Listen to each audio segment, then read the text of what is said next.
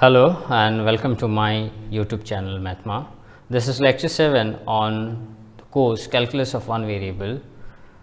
In this session we will be discussing the existence of greatest integer function and the density of rational number in R. So, let us start with the first theorem. It is called as the greatest integer function.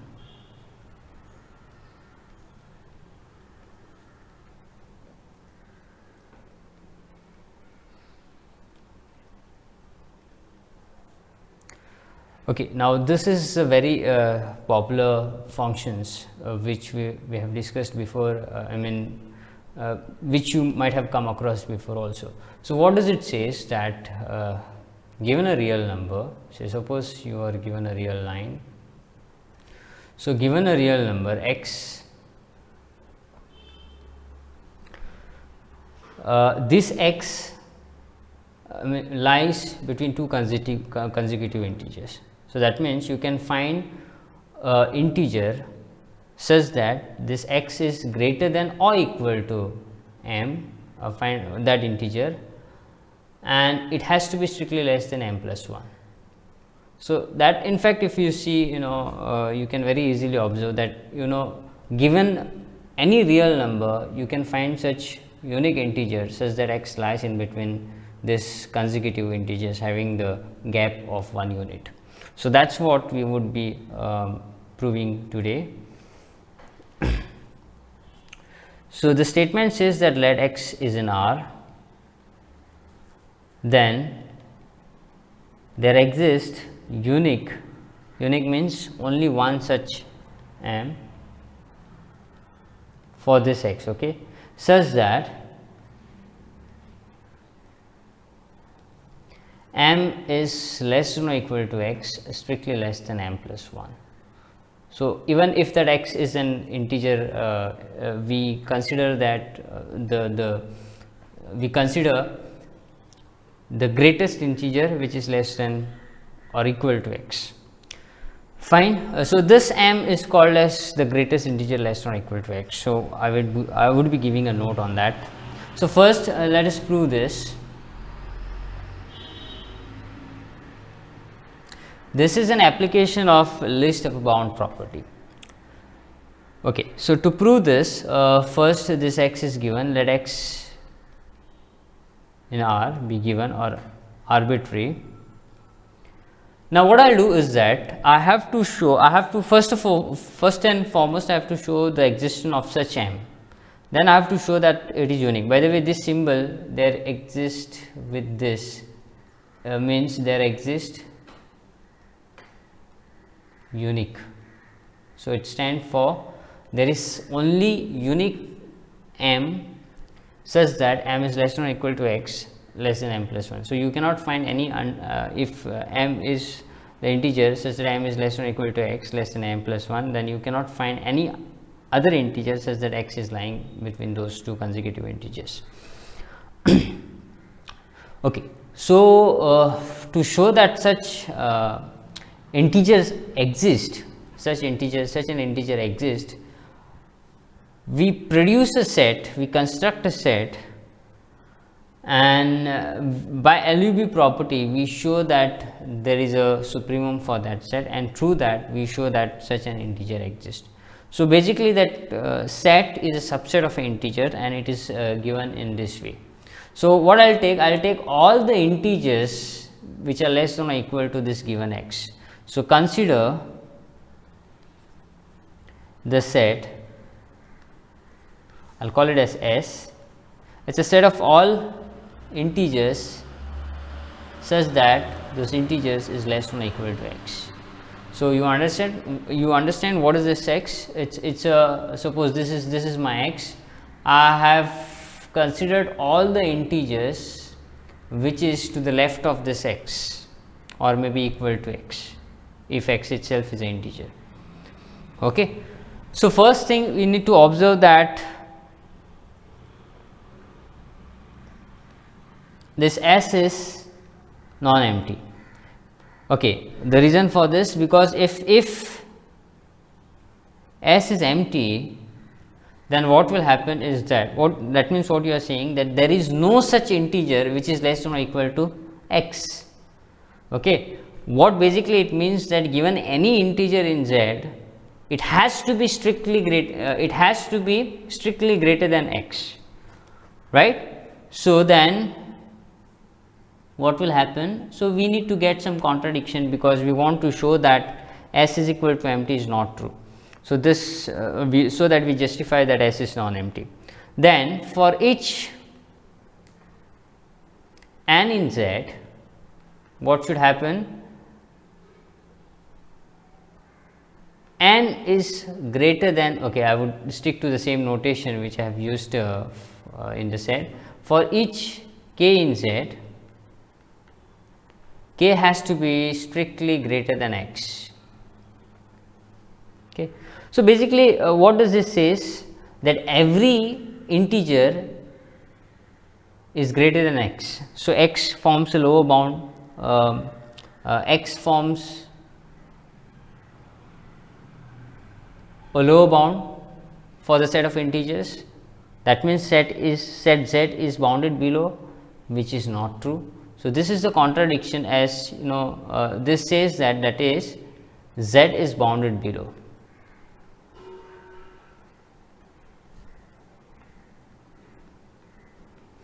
In R, which is contradiction. Okay.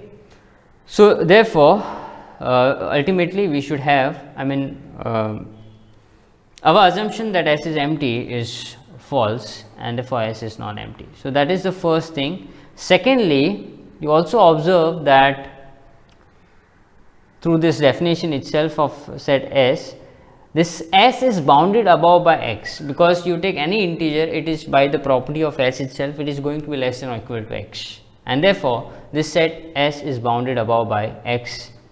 So also note that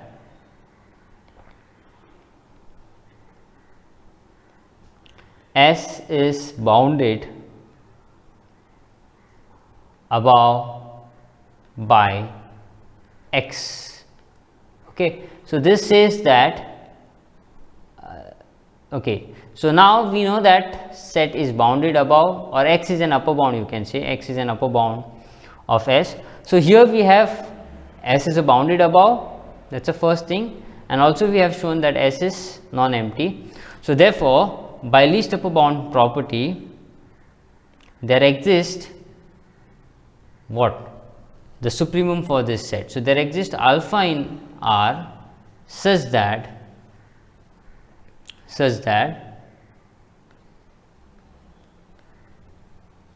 this alpha is supremum of S. Now we are not sure whether this alpha is in I mean from the way that set S is defined, the supremum actually have to be a integers, but no problem, we can actually construct integer from this and show that it satisfies the above property. So this is because of by LUB property or order completeness property. Okay. So this is a very important observation that one need to do. Okay. Now next is that what? See, if alpha is the least upper bound, then any number less than alpha will never be an upper bound. Okay. So if I take now alpha minus 1 is less than alpha, and this should imply that alpha minus 1 cannot be an upper bound of S. So if this is true, what does that means? That is, there exists, I'll call K, if I have not, okay fine, I'll go with this K in S. So you know that S is a subset of Z. So basically this K is an integer such that this K is greater than alpha minus 1. So I'll call this observation as 1, because I'll be using this to prove the next part. Right? K belongs to Z S, from the definition of S, see S is a set of all the integers which is less than or equal to x. So, this should implies that k have to be less than or equal to x. So, that is the second thing. So, now one thing you observe that we have produced an integer, k which is less than or equal to x. So, only thing I need to show that this x is now strictly less than k plus 1. So, that is the only thing I have to show, then we are done, because we have produced an integer k. K is actually coming from the set S, but S is a subset of Z. So, we have produced an integer k in such a way that k is less than or equal to x, and only thing I need to show, if I prove that x is strictly less than k plus 1, then we have an integer in Z, we have an integer such that x is less than or equal to x is greater than or equal to k and strictly less than k plus 1. So, to show that, so that should be our next claim. So, this is the observation. So, I am claiming that this is the required integer which we are searching for, which we want to produce. So, claim the next part to be proved, that is x is strictly less than k plus 1. So, again to prove this, I would be using the contradiction method. So, if this is not true, then x is greater than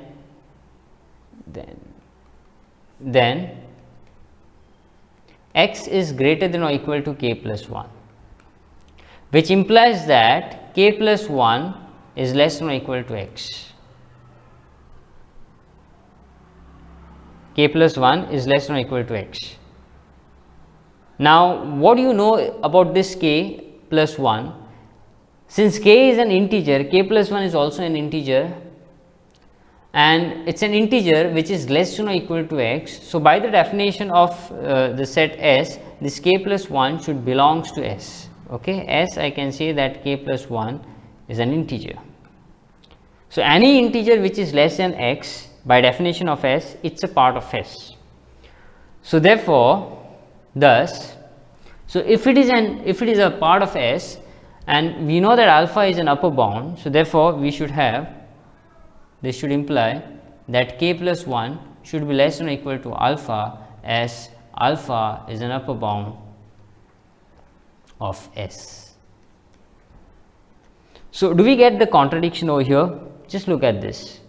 From 1 we have shown that this alpha minus 1 is not an upper bound. So, there exists k in S such that k is this k is greater than strictly greater than alpha minus 1, but here we have proved that this k is, if I take that 1 to the other side, less than or equal to 1 minus alpha minus 1. So, this is the contradiction to our to 1, which gradually we have got from what we have assumed, and thus our assumption that x is greater than or equal to k plus 1 is not true, and so only true is that x is strictly less than k plus 1. So, I will call this as tree. So, from 2n tree we have shown that x is greater than or equal to k and strictly less than k plus 1. So, we succeeded in showing that there is a integer k such that x is greater than or equal to k and it is strictly less than k plus 1. So, hence we have proved one part of showing that there exists an integer, but we need to show that this integer is unique. So, that is the next part of this theorem. So, to show that such k, that is the k which satisfies the property x greater than or equal to strictly less than k plus 1 and greater than or equal to k is unique, such k is unique. Now, again to show something is unique, we follow the typical way of proving that it is unique. So, let n be an integer such that which also satisfy n less than or equal to x strictly less than n plus 1. So, what I have to show that this n is equal to k. So that again we prove by contradiction. So if this k is not equal to n, then what should happen? So if k is not equal to n, without loss of generality, by law of trichotomy, basically what will happen, k is strictly less than n or k is greater than n, and in both the cases we can get the contradiction. So what I'll do, I'll assume one case without loss of generality, so that in mathematics that is valid, because in a similar way we can prove for the other case also, and at the end we would get a contradiction. So it's a waste of time if we do it for both the cases. So without loss of generality, we call it as WLOG, that's term as without loss of generality. Assume one of the case, that is, I'll assume k is strictly less than n. So if k is not equal to n, either k is strictly less than n or k is greater than. So now one thing you observe here, that if k is less than n, that is n is greater than k, so you have n is greater than k, so you have k over here and n over here. Okay, so n is greater than k, so n will lie over here.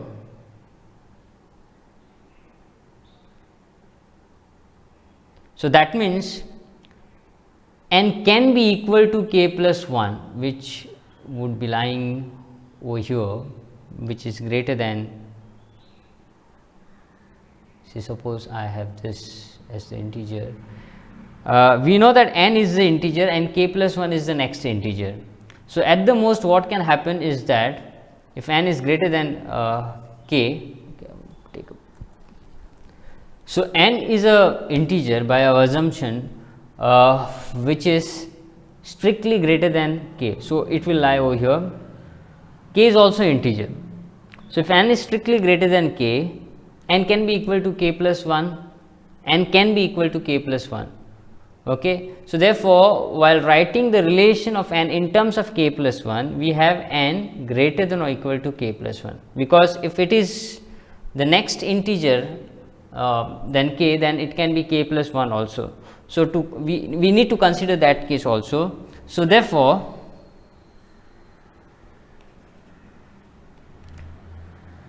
n is greater than or equal to k plus 1.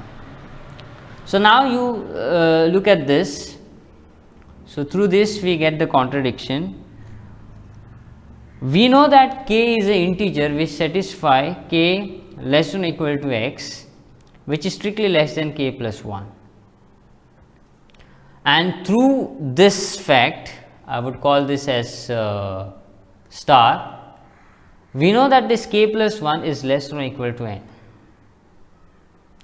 So gradually what does this imply is that this x is strictly less than n. Don't consider this equality part, because over here we have a strictly inequality. So this x is strictly less than n. Is this contradicting to what we have over here? N is greater than, n is less than or equal to x, but we have proved that n is strictly greater than x. So I would call this as 4, and this is contradicting our 4, which is a contradiction. This contradiction tells us that our assumption that k is not equal to n is not true, and so we have to show that thus k is equal to n. This shows that k is unique. So this unique integer which we have produced satisfying the property that for given any x in R, there exists m such that m is less than or equal to x, strictly less than m plus 1. It's called as the greatest integer less than or equal to x. Okay, and so it is denoted as box of x. Note, we take it as note. The unique integer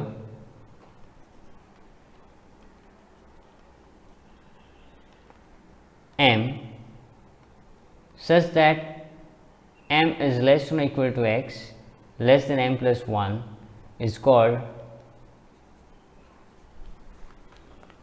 greatest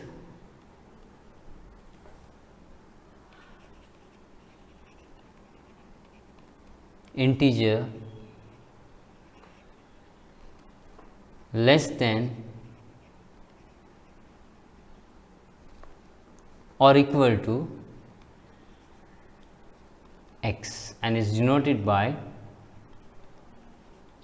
this box of x. So, that is we should have x is less than greater than or equal to this box of x and strictly less than box of x plus 1. We would spot out some examples over here. Example, can someone tell me greatest integer of 1.9? So, 1.9 is placed between the two consecutive integer 1 and 2, right. So, 1.9 is over here. So, which is that integer which is greater than which is that least integer which is greater than or equal to 1.9, or which is that greatest integer. So, which is that greatest integer which is less than or equal to 1.9? It is 1. So, this is 1. Similarly, if you have say minus 5, okay, minus 5, then this minus 5 itself is an integer. So, I can consider that minus 5, the box of minus 5 as minus 5. So, basically this minus 5 lies in between minus 5 and which is the integer. So, which is the integer which lies to the left? So, minus 5 minus 4. So, therefore, the box of this is minus 5, and say I have minus 1.2. So, minus 1.2 is the integer which lies in between suppose this is 0, minus 1 and minus 2. So, which is the integer which lies in between minus 2 and minus 1. So, somewhere here you will have minus 1.2. And so, you can see that the greatest integer which is less than or equal to this minus 1.2 is minus 2, which is lying to the left. The first integer which is lying to the left is minus 2. So, this is minus 2 and so on. So, I think I should break this lectures into two parts. The first one wherein you have seen the existence of greatest integer function, and in the next part which we will be doing in the next lecture, we would prove density of Q in R. Thank you for watching this.